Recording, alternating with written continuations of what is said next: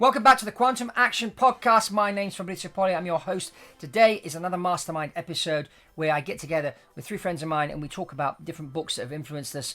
We do a book review, but at the same time we talk about how the principles explained in the book have influenced us and how we applied it in our lives and the success that we've had as a result of that. And today we're talking about Tony Robbins' book, Unlimited Power. This is his first book. It's written over 30 years ago. Timeless principles in here. And fantastic book. This is something that should be taught in high schools. Every kid should have a copy of this book, should study it, because if you want to be successful in whatever you're doing, whether you want to be a singer, a football player, tennis player, a writer, a successful business person, whatever it may be, if you want to be successful, you need to study success. It's something that I was taught very, very early in my early 20s. You want to be successful, you need to study success. So Tony Robbins has created like a success manual, and he's studied successful people. He continues to do that today, and interview them and find out what makes them tick, find out what their framework is, and then share that information with people. And so the book Unlimited Power does exactly this. I'm teamed up with TJ Hoisington, Chris Harper, and Ben Woodward, three friends of mine that are very successful in their businesses. They enjoy reading and consuming this type of content, and so we discuss in further detail Unlimited Power today. So I encourage you to get a copy of the book. I encourage you to subscribe to Quantum Action, the podcast that's here to take you to infinity and beyond, and share the podcast with your friends and family to help them to tap into their potential. So let's get into the meat of today's episode. Let's go into the discussion part 2 with TJ, Chris, and Ben. Transformational vocabulary is one of the things that he talks about, which helps you to do this. And that's what I found in the book. There's a lot of practical things like recognizing the patterns of success, which is what you exactly did, the breathing and the posture. Those are the things you need to do in order to get the result. So having a pattern that you follow. And then you do it once, you do it twice, you say, well, this actually works. This pattern actually works. It's all I need to do is just work through the pattern. And I'll achieve the result. It's the same, when you're flying an airplane and you have an emergency. I mean, I've been in 2 or 3 emergency situations, and people often ask me, say, weren't you scared? I said, well, there's no time to be scared because you've got stuff that you need to do. So you just work through the procedure and get the airplane on the ground. And then once you get out the airplane, then maybe you can think about what actually happened. But if you follow the pattern and you're focused on the next step, you'll eventually get there and you'll be successful. But the other thing that also influenced me a lot was the whole part on food and energy and, how sleep, water, you drink. And he talks about a couple of other books in there that influenced him on the health front, and how food influences your performance, your physiology. And I thought that was very, very interesting as well. And his whole approach to that, eating an alkaline diet instead of acidic. And all those kind of things. And that sort of took me down a few different paths, learning about health, and understanding at an early age that, what you eat is really, really important. And that if you want to live a long life and be healthy in your older age, it really starts now. And that kind of planted that seed in my mind. It was because Tony talks about that in his book, Unlimited Power. And I thought that part of the book was very interesting. And because the intake of your food affects your state of mind, right? It's the physical side, right? Yeah. You eat a load of donuts, then you're going to feel a bit, and then you're going to get up and you're going to struggle to get that physiology where it needs to be in order to perform, because you're going to feel a bit groggy and a bit, and you don't feel your best self when you eat like that, right? Yeah. I mean,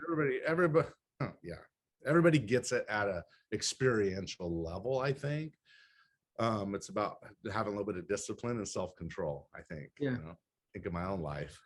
So TJ, you've worked with Tony. What was it like working with him and working in his organization from the inside?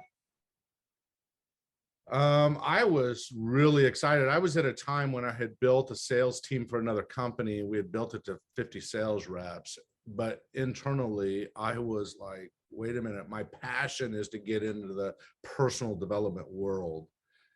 And so I called up the office. I was vice president of this other company, and I called up the office and they flew me down 2 weeks later. I left the company I was working for.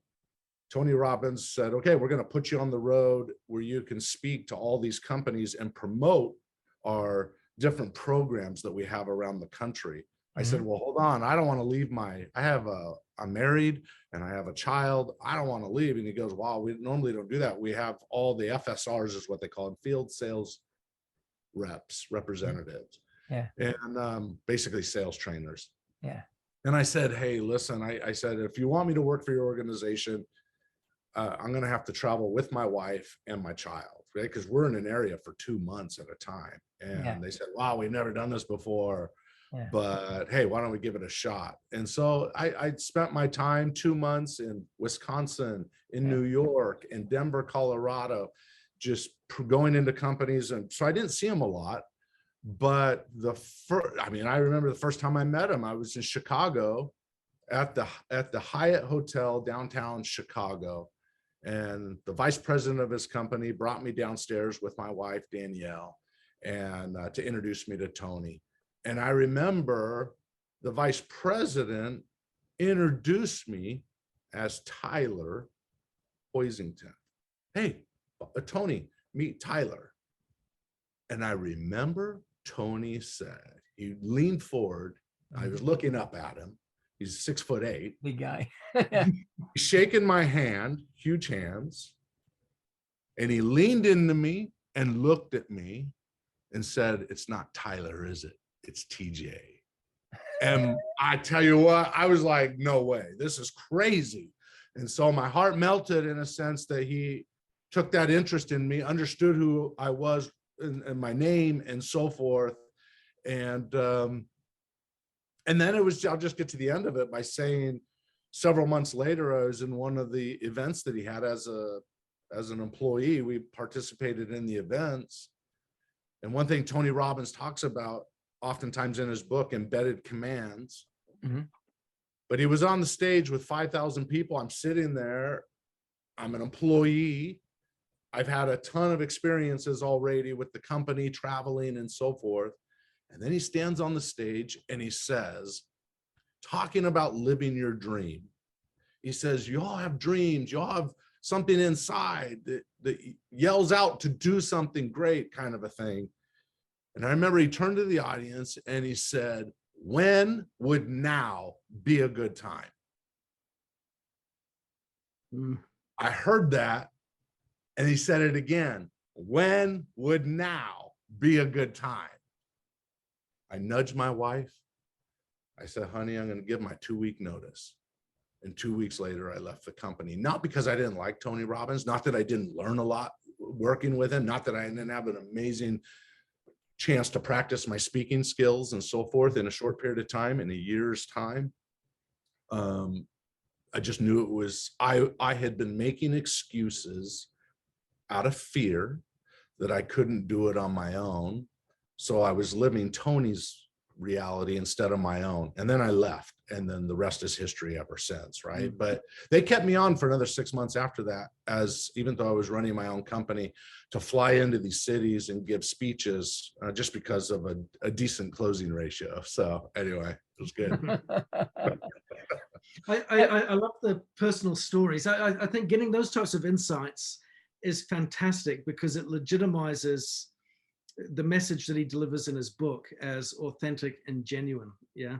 It's not just knowing the right thing, it's actually living it that, to me, really makes the difference. And I've not worked for Tony Robbins, but I did hear a story from his events manager once at a Tony Robbins event, which has stuck with me ever since I heard it. And he said, people often ask me what it's like to work for Tony Robbins. He said, let me tell you a story of my experience that will give you an insight. And this story I've shared countless times because it nails it so well.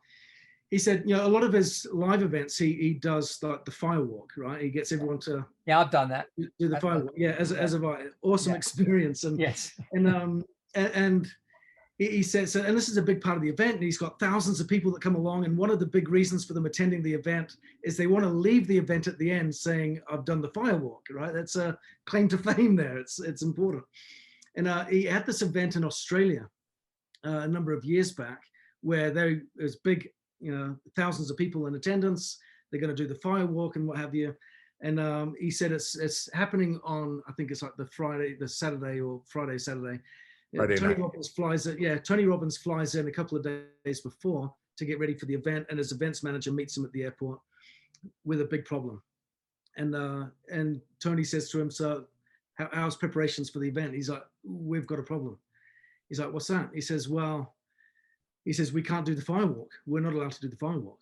And he said, "What do you mean?" He said, "Well, it's, there are flash fires taking place across, the state right now." He said, it's the driest summer in Australia for X number of years.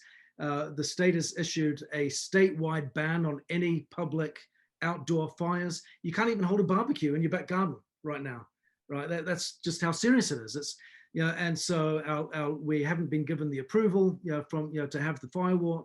They've kind of rejected the license for that. It's the dry season. There's flash fires happening around, blah, blah, blah. And he gives all these reasons why we can't do the firewalk. And he said, and Tony just turned to him and said, "That's, thanks for sharing that, but I'm afraid you've, got the wrong things on your list there." He said, "I beg your pardon?" He said, "Well, you just told me all the reasons why we can't have a firewalk, not all the reasons why we can." Right? He says, "You need to change your list. You come back and tell me all the reasons why we can have it." Right? And then he kind of off he goes. And then he's like, and the events manager's like, "What do I do with this?" So anyway, he's changed his list. Let's look for all the reasons why we can have the firewalk. And so he ended up reaching out to the head of the fire brigade, ends up speaking to him face to face. He's not responding to his emails, his messages, and he's not getting through to him. So he eventually goes to meet with them face to face, talks to them, explains the situation, gets special permission for the only people in the state at this particular time to have an outdoor fire because they've got this big event. And sure enough, he comes back to Tony Robbins all excited to say, "Hey, we've got the green light. We can now do the firewalk. We've got our certificate, our license to do that." And expecting Tony to say something profound like, "Oh, thank goodness, relief." And he wasn't. He wasn't, "Oh, panic over." He was just like, "I knew you could do that. Great, thanks." Right? And off they went. It was like, just change what's on your list. And I love that story because it was just evidence to me that he practices what he preaches. Change what's on your list. That's not. No, that's really good, and that triggers a thought. He is listen. If there's an exception, any exception to get your way, Tony will find it, right? Yeah. And I have found through life, I interview a lot of high achievers and thought leaders on my podcast as well. And there's one pattern I see. There are some people that look at an obstacle and their immediate responses say it can't be done. There's another group of people, it's a smaller set of people that say, "I'm going to figure out a way. I'm the exception." And it's not because they're more egotistic or prideful or something. They just want to get a result maybe stronger than the other person. And so I think in all the work that all four of us do is we're pushing people, and this is what Tony has done, is push people to think bigger, think about the exceptions. Not that you're trying to break a rule, but I can only think, and I won't take the time here today, hundreds of times in my life where I was the exception. And we live in a world where, well, you must be privileged. No, I think you create your own privilege, right? By acting as if, by believing it is possible. Those kinds of things can make a big difference. Yeah. Yeah, Chris, how about you? I mean, that was all really good stuff right there from me. Can you rephrase? Can you give me the question again there, Fabrizio? Yeah, basically, what other things in the book sort of sprung out to you and sort of you found it interesting? I mentioned it earlier, but it was the support system. And like I said, I wanted to keep my stuff simple. The support system and the belief, but the support system for me is pretty critical. And I don't think now, because I know the book was written when, in the 80s, late 80s? Late 80s, yeah. Mm-hmm. Yeah. So, and Ben brought this up as well. Back in the day, there was books, right? And that's where you could find mentors. If there weren't physical mentors in front of you in reality, you could find them elsewhere. Nowadays, yes, there's a lot of noise. Yes, there's a lot of distraction, but behind all that, if you're targeted and you know what you want to do and you're looking for a support system because you think you believe in yourself, you believe in yourself, you can find that on YouTube. You can find that on Google. You can find that somewhere now. So it doesn't actually have to be right in front of you. It doesn't have to be someone you know. You could come from a terrible home life. You could come from just a terrible situation with terribly negative people, and you could put your headphones on. Maybe you don't even have a computer. You can go to the library. You can do this for free at a library in North America. I don't know about elsewhere in the world, but North America, you could do it. And I think support system is really critical to getting you through the tough times and keeping you down that path of self-belief, because it will be challenged. And that's what that point in the book for me was a huge takeaway. It was a shining light in the book where that's really helped me personally.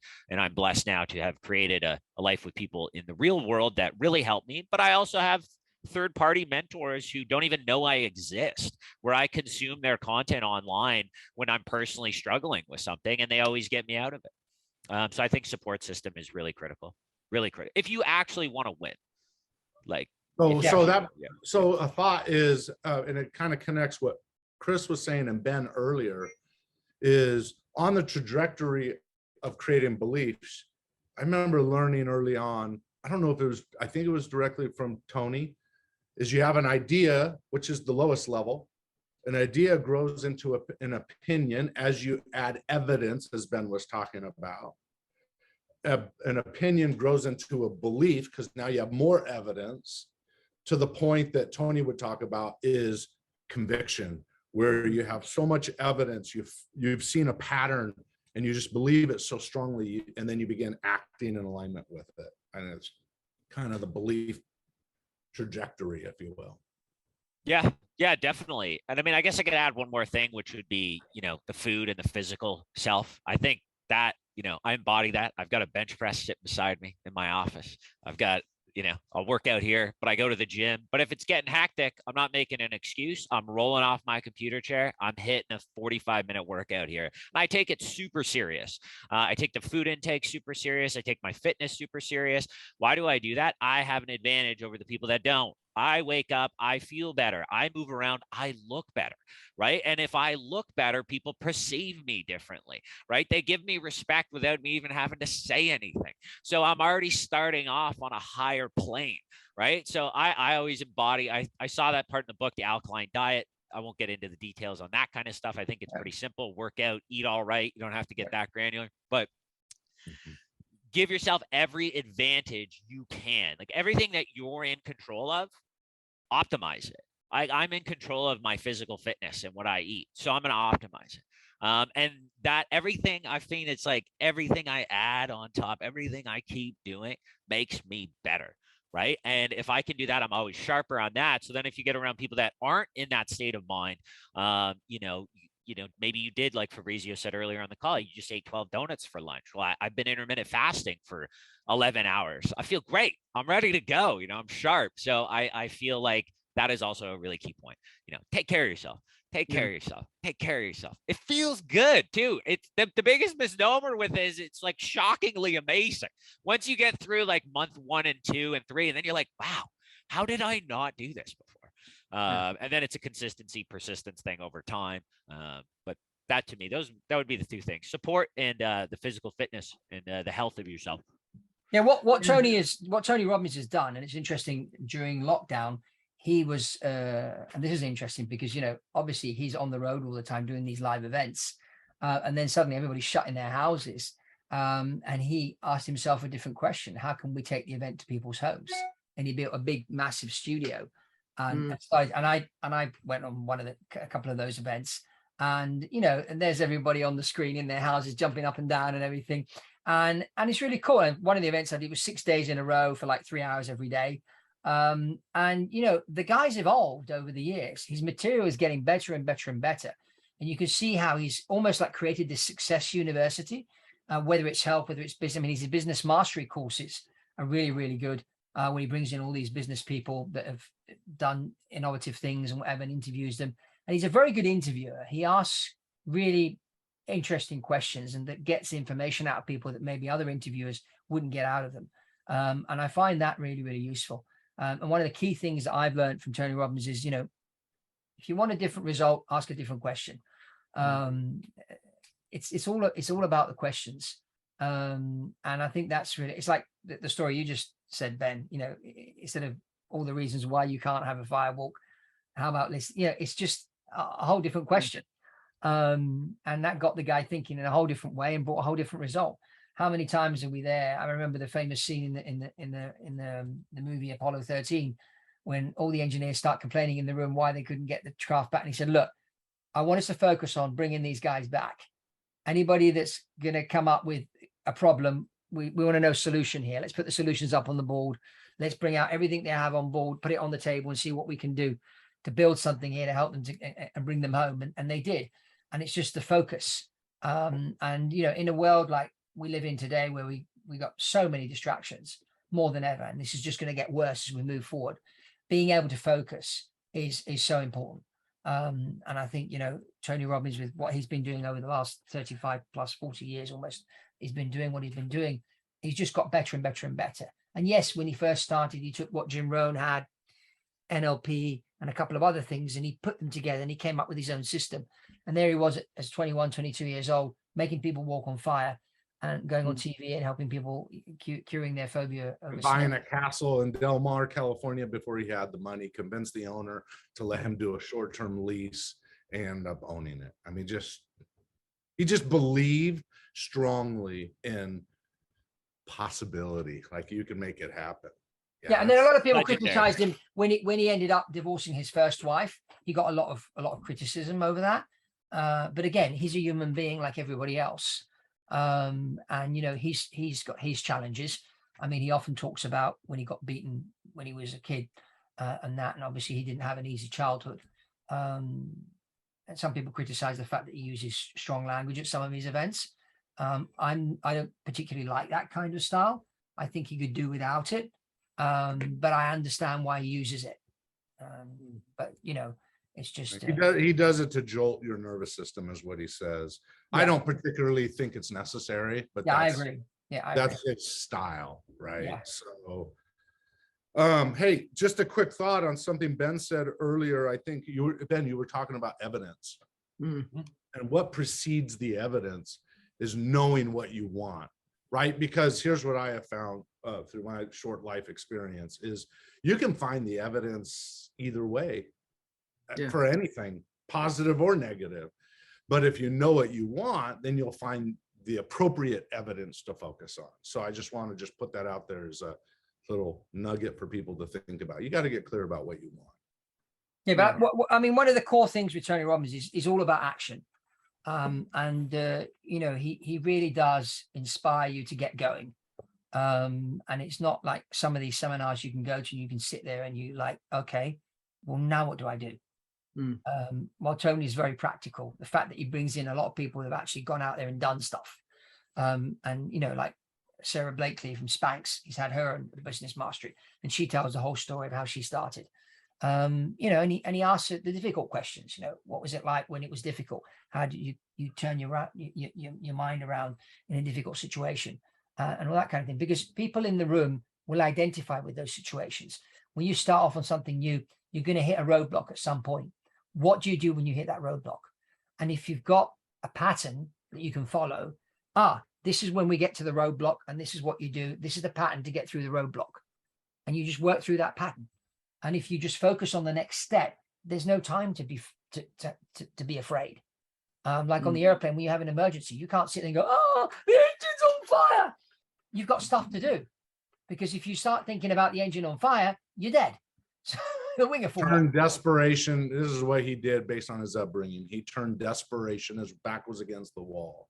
Yeah. He turned desperation into inspiration, and that's a choice everybody has.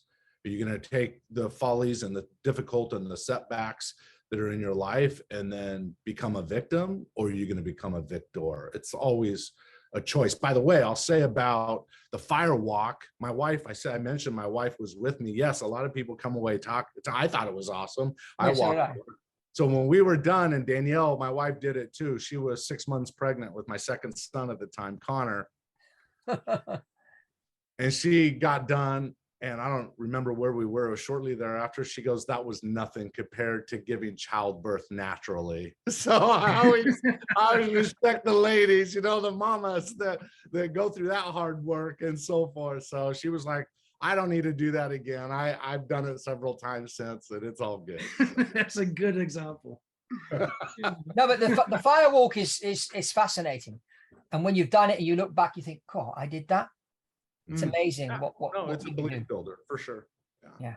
It's I've done it twice, and every time it's just it's amazing. But still, there are a lot of people that go to these events and throw money at these things, and they don't get any results.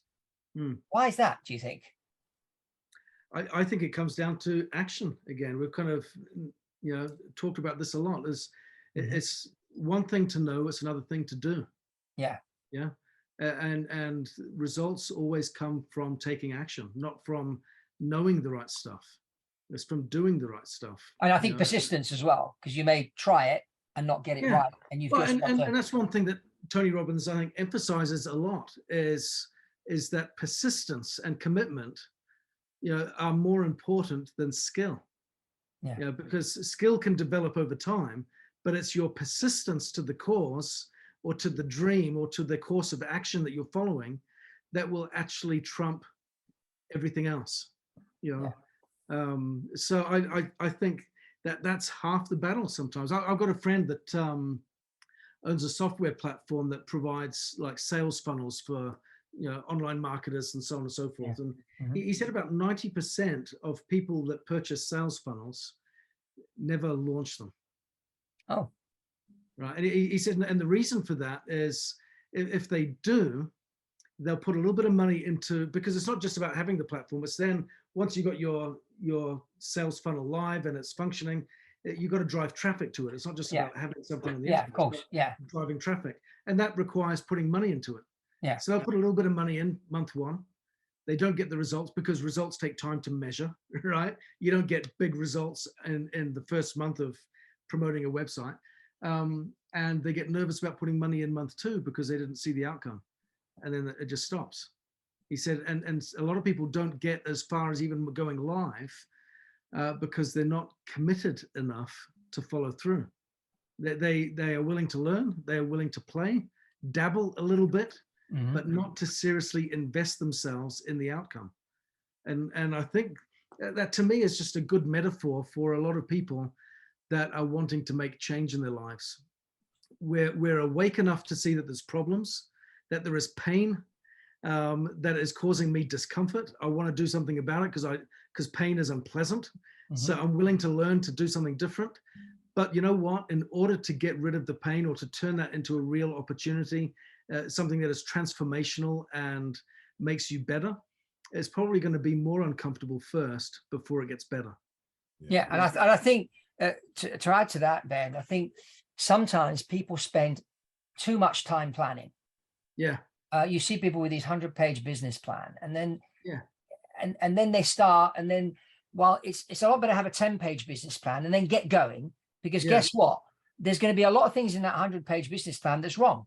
So just write a 10-page business plan, enough to get going, and then as you get going, refine things, and you'll get it right, because most of the stuff you're going to learn as you get going. Yeah, there's only so much you can get right in the planning phase. Then you've got to get going. Yeah, I've learned this, and I mentioned in the intros at the beginning that I'm the co-founder of a startup, and it was interesting going from this.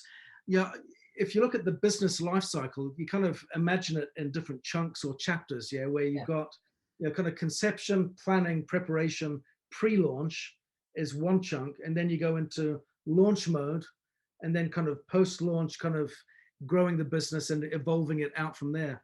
And what I found was it wasn't definitive in going from one step to the next, because here was kind of pre-launch as we're getting ready to go live, and then things aren't quite working out as you anticipated. You got to make this change or that change, or this is delayed, or something outside of your control is impacting something else here. And so you just push the go live date a little bit, and then you push the go live date a little bit more. And then eventually you go, okay, we can't keep pushing it out. This is the date we're going live no matter what, right?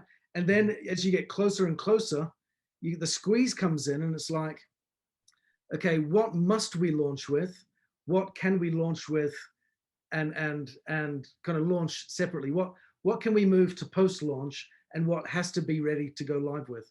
And then all of a sudden you go live, and then there's still a whole chunk of stuff that you were hoping to get done before that date that you're now executing, and then you're fixing, and then you're discovering, oh, I didn't realize this. And then you start to, and what I found was everything just blurred into one, pre-launch, post-launch, and grow the business, all just blended into one whole experience of taking action and responding to what you're learning and reevaluating, pivoting, changing, adapting, and moving forwards. But if you're not willing to do that and just plan, you'll go nowhere.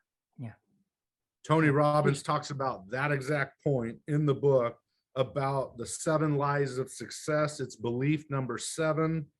He says, he quotes Anna Pavlova once said, to follow without halt one aim, there's a secret of success. He quoted that person. And then he says, it's just another way of stating our ultimate success formula. Know your outcome, model what works, take action, develop sensory acuity to know if you're getting the results that you're getting, keep refining it until you get what you want. And then the next paragraph, he says, massive commitment to success is the key. And the last part of that paragraph, he says, the difference in pure physical skills between athletes seldom tells you anything. It's the quality of commitment that separates the good from the great. Yeah. Yeah. That's huge. And I think I can't remember if we talked about this on the last podcast. Well, it's desire, isn't it? I mean, the core principle taught in Think and Grow Rich was desire. And here again, Tony Robbins basically gives us the same message. It all starts with his message there is slightly different. It's commit. It's you have the desire, but with that desire, it has to lead to commitment. Yeah. Well, here's the interesting thing. How do you grow the desire? If your desire isn't strong enough, right? Nurture the garden. Yeah. It's nurture the garden. Yeah, I think the more you put into it, this is something I've worked for billion-dollar companies and had huge responsibilities as an executive in that landscape. And it is a completely different experience when you have ownership of the business. Mm-hmm. Yeah, because what I'm putting into it isn't just my time, it's my own personal resources. Yeah, I'm putting everything in that I've got. And so as you come out of that, one thing that I'm learning is that the more you sacrifice for what you want, the more you want it. Yeah. If you don't sacrifice for it, you're not going to want it bad enough. So the problems that you encounter on your journey to your preferred outcome, you've got to see as essential components to testing how much you want it. Because the more you sacrifice, the more you want it. And that's really where I think the proving comes in. It's not in getting things right or wrong, because we can always learn from our mistakes. We can always turn experience that is painful into an opportunity for transformation and change and wisdom and all that kind of stuff. What it really does for me is it highlights, do I still want it bad enough? The why. The why. Yeah. Is the pain going to propel me forwards, or is it going to hold me back? And I've reached a point multiple times in this startup journey of going, I've got to want the outcomes of this more than any pain it might create in the short term. And if you can get through that, then I think you can really get on your way to getting the right outcome. That's what commitment and persistence really looks like. It's easy to read about it. It's the practice of that. Mm-hmm. It's easy to be committed, I think, when the going is good, when you're conceptualizing and planning. I'm committed to my plan, but until you execute and come across a myriad of problems and challenges and points of opposition and pain points, and you keep on pushing through, that's when you know that you want it bad enough. Yeah. Love that. Okay, TJ and Ben, thank you very much for being on this episode discussing Unlimited Power by Tony Robbins. And thank you everybody for watching. Remember to subscribe to Quantum Action, which is here to take you to infinity and beyond. And we'll see you on the next one.